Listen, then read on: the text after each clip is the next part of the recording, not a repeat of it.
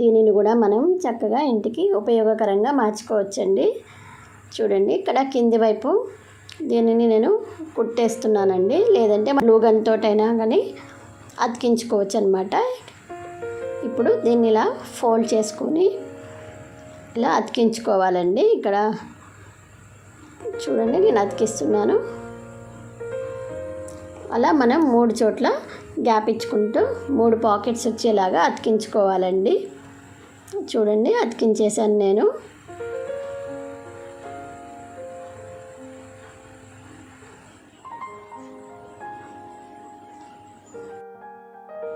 So ఇక్కడ మనకి కావాలంటే ఈ పాకెట్స్ హైలైట్ అయ్యేలాగా మనం లేస్ కానీ ఏదైనా అతికించుకోవచ్చండి.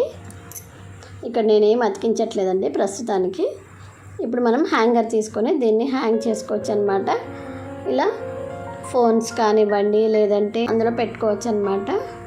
ఇలా బెడ్ దగ్గర పరుపు కింద పెట్టామనుకోండి, చక్కగా మనం ఫోన్స్, తర్వాత ఏసీ రిమోట్ అండి, ఇలాగా మసాలా ఇలాంటివన్నీ మనం పెట్టుకోవచ్చండి.